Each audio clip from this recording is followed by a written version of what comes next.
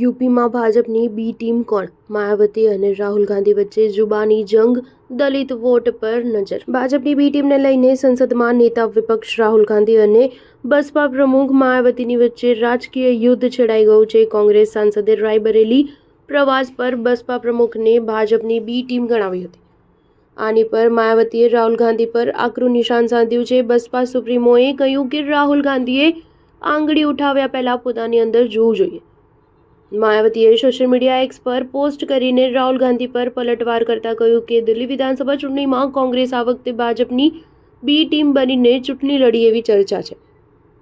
આના કારણે જ ભાજપ દિલ્હીમાં સરકાર બનાવવામાં સફળ થઈ, નહીંતર કોંગ્રેસની આ ચૂંટણીમાં આટલી ખરાબ હાલત ન થાત કે કોંગ્રેસના મોટાભાગના ઉમેદવાર ડિપોઝિટ પણ ન બચાવી શક્યા. બસપા પ્રમુખે રાહુલ ગાંધીના ભાજપની બી ટીમ હોવાના આરોપ પર પલટવાર કરતા કહ્યું કે મારી સલાહ એ છે કે કોંગ્રેસ પાર્ટી સર્વે સર્વાર રાહુલ ગાંધીને બીજા પર, ખાસ કરીને બસપા પ્રમુખ પર આંગળી ઉઠાવ્યા પહેલા પોતાની અંદર પણ જોઈ લેવું જોઈએ કે તે જ શ્રેષ્ઠ રહેશે.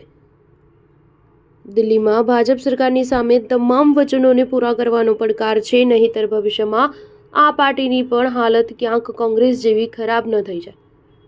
રાહુલ ગાંધી પોતાના સંસદીય વિસ્તાર રાયબરેલીના પ્રવાસે છે, જ્યાં તેમણે દલિત વિદ્યાર્થીઓથી સંવાદ દરમિયાન પ્રદેશમાં ભાજપને હાર ન અપાવી શકવાનું દુઃખ નજર આવ્યું. ત્યાં તેમણે માયાવતીને લઈને કરવામાં આવેલા વિદ્યાર્થીના સવાલનો જવાબ આપતા કહ્યું કે માયાવતી હવે ચૂંટણી યોગ્ય રીતે કેમ નથી લડી રહ્યા.